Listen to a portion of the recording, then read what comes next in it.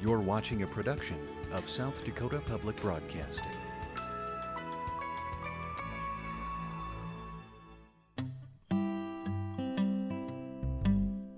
That's generally about the size of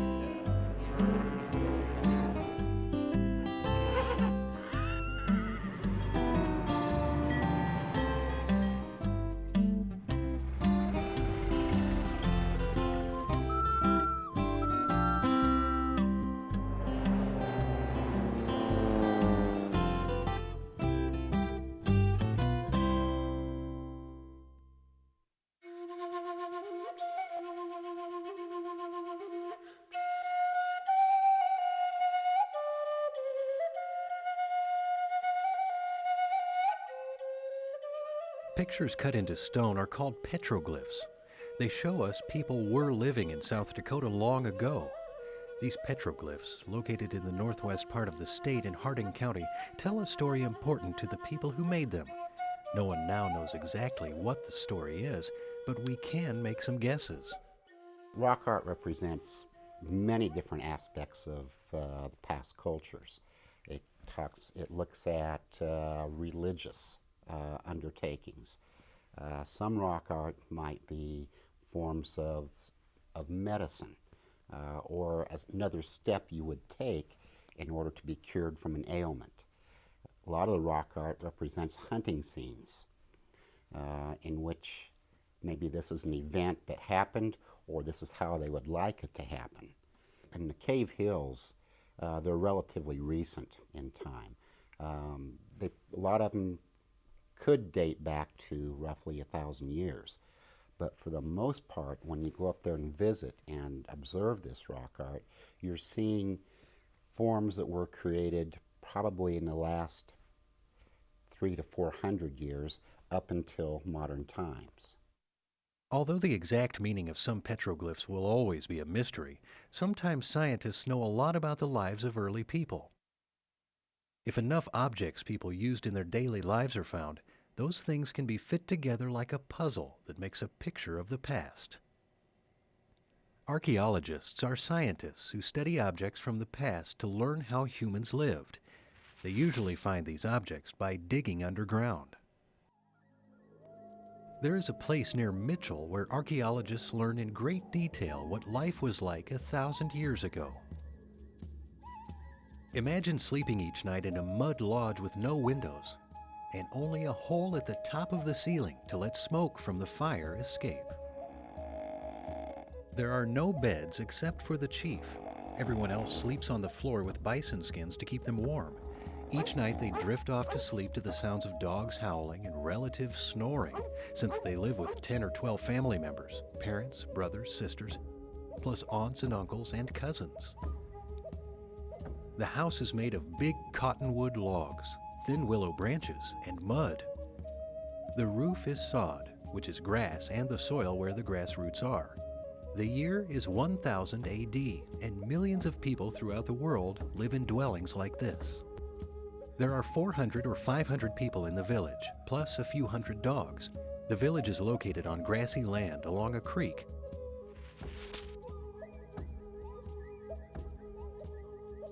A fence has been built to keep bison and other big animals out of the village.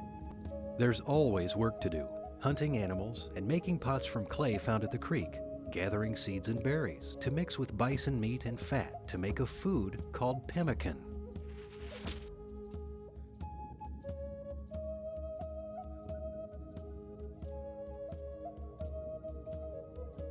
And there is farm work to do.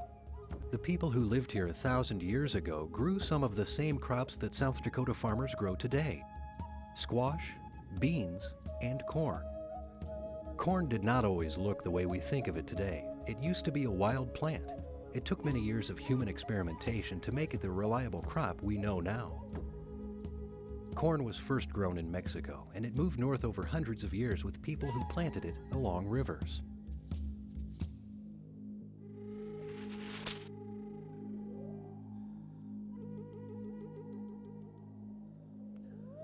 Early people knew that when they found spots where corn would grow, their families would eat well most years. The Mitchell area was one of those spots, and the village probably lasted 50 or 75 years. Like lots of later South Dakotans, these villagers fished. They didn't raise livestock such as cows or pigs. They didn't have to. 1,000 years ago, the prairie was full of bison. When bison came to the creek for water, hunters would kill one or more. The villagers were resourceful, and in addition to eating the meat, they used absolutely every part of the bison to make what they needed for their daily lives. Everything from hoes to fish hooks to needles, all found at the Mitchell site. How do archaeologists find these objects? At Mitchell, there's a structure called an archaeodome, built over 2 spots where homes once were. The archaeodome allows workers to dig year-round. When excavations are undertaken, we work with very small hand tools, and we work very, very slowly down through the sediments. And as artifacts are exposed, those are mapped very precisely. Today we use total station instruments, which are laser instruments that give us a very, very precise location of each piece. An analogy that's frequently given for archaeology as a profession is that it's a profession that reconstructs jigsaw puzzles, but they're always puzzles that you buy a puzzle, but somebody keeps part of the pieces, so you go home and try to build the puzzle and you get part of it, but you never get all of it. So it's always the intrigue of the work that you're hoping to get more information, and as you work from one site to another site, and if they're of the same age and the same cultural group, you hope that, well, this site will tell us something about this group and another site will tell us something else. So we might have a living area, a site like Mitchell, which is a village, which is telling us a great deal about what the people did living in the village. There would be another site somewhere further down the river where they maybe killed an animal, and you might find that location and be able to say, well, this is where they shot an animal, this is the initial butchering they did, and then they carried part of the animal back to the village for further butchering and for preparation for food. So again, it's fitting all these different types of sites together so that we get a picture how people lived across the landscape and how they adapted themselves to the different periods in changing climates and so on. I frequently try to tell people when they bring artifacts to us, if they could have possibly left the artifact where they found it, maybe taken a photograph of it where it was, and made a map of that area, just recorded where it is so that they could go back to it, it would be a lot better for us, because an artifact by itself has a very limited amount of information that it contains. You might be able to say, if it's a projectile point, that it's something that was possibly used as a hunting, tipping a spear or whatever. But if you actually could go back to where the piece was found and identify the fact that there is a larger site there, and again, map that piece in place along with other pieces, then you would be able to say something else about an event rather than just a single piece. So it's again like someone picking up a part of the puzzle, carrying it away. It isn't that it has no value, but it tremendously, tremendously, tremendously reduces the total value. Imagine, what would someone find out about you if he or she looked through your trash? Archaeologists love digging through the remains of early people's trash because what those people threw away helps archaeologists know what people did. Early people at Mitchell used cache pits, holes dug in the ground inside the lodges for storing food. Then they began throwing trash into the pit as food got old and rotten, and dug a new hole for keeping food. So there were always several pits in each home. Looking through the cache pits tells archaeologists what villagers' pottery looked like, what they wore to look their best, and what they prepared for supper. Was the village deserted because crops failed, or because the bison left? Probably not.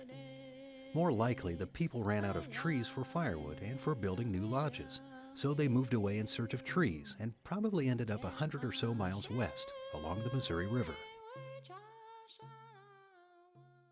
Because the homes at Mitchell looked like much later homes built by the American Indian people called the Mandan, archaeologists think these early villagers were the great-great-great-great-great-grandparents of the Mandan.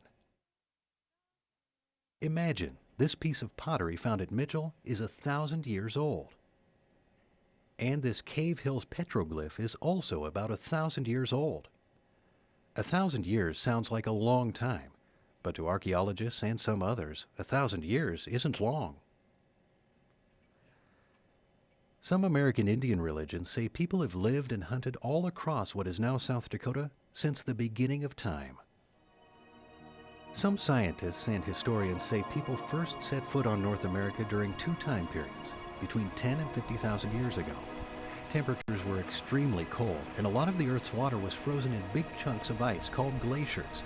All that frozen water made the seas lower, exposing some of the land that had been covered by water and creating a land bridge between Asia and North America. If those scientists and historians are correct, the first people to live in America walked across the land bridge into Alaska and then made their way south.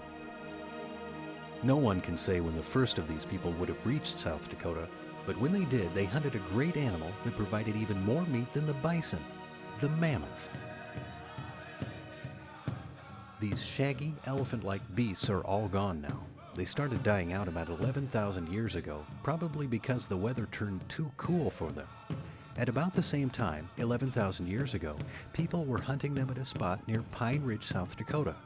Mammoth bones have been found with stone spear points the hunters used, and archaeologists have found mammoth bones there that people shaped into tools. It's a site that tells us about a single event, the death of and the butchering of these two mammoths.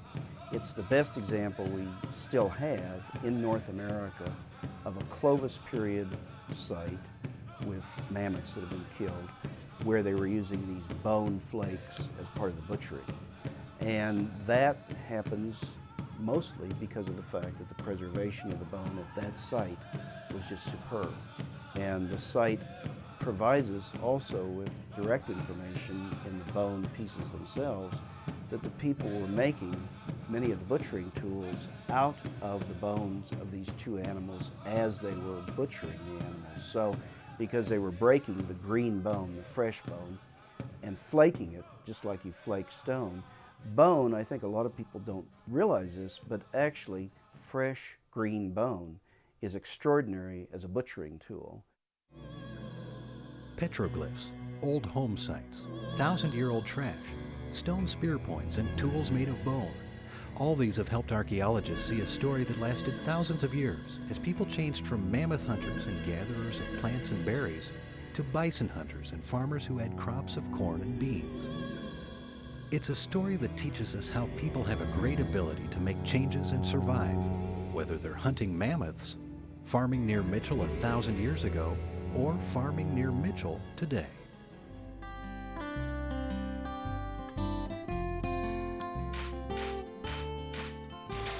For additional information, a teacher's guide, games, quizzes, and more, log on to dakotapathways.org.